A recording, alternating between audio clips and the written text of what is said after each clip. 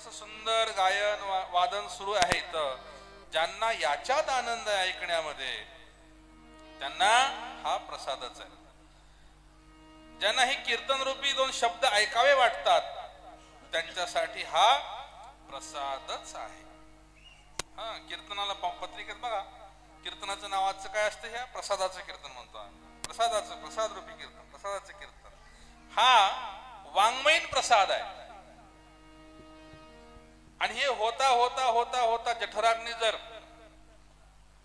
प्रदीप्त झाला तर तिकडे सुरू आहे बघा, हा सगळ्याला वास यायला लागला, तोही प्रसादच आहे. तो भांड प्रसाद आहे, भांड्यात असेपर्यंत तो भांड प्रसाद आहे, तोही लागतो.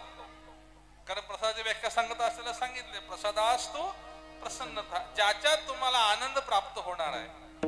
आता मला सांगा, भूक लागलेली आहे आणि आज रविवार आहे, काय आज काय सोमवार दिवस गौरी हरा उपवास काही कारण नाही आहे की नाही. आज रविवार आहे, ज्याला भूक लागली त्याच्यासाठी तो प्रसाद आहे.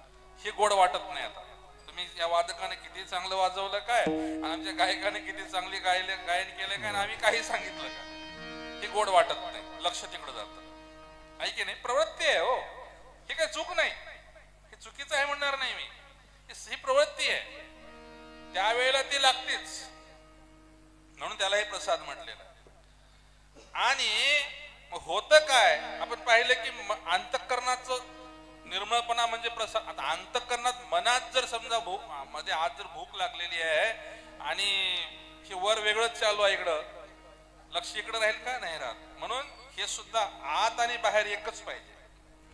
म्हणून आत अंतःकरण त्याच्यानं स्वच्छ होतं, निर्मळ होतं, तो प्रसाद. ज्याच्यापासून आनंद मिळतो तो प्रसाद. किंबहुना प्रसादाचं स्वरूप दोन साखरेचे कण असतील, भरपेट असेल आहे की नाही, प्रसाद प्रसाद आहे. म्हणून हे प्रसादाचं स्वरूप आहे. प्रसादावर खूप काही बोलता येतं, परंतु आपल्याला अभंगाचे अजून 4 चरण सोडवायचे. थोडक्यात धावत्या वेगात सुरू आहे बरं का, आपलं वेळेचं बंधन पाळायचं आहे, मला अजून खूप दूर जायचंय. असो, तर प्रसादाचं हे महत्व आहे. मग आता आम्ही सांगितलं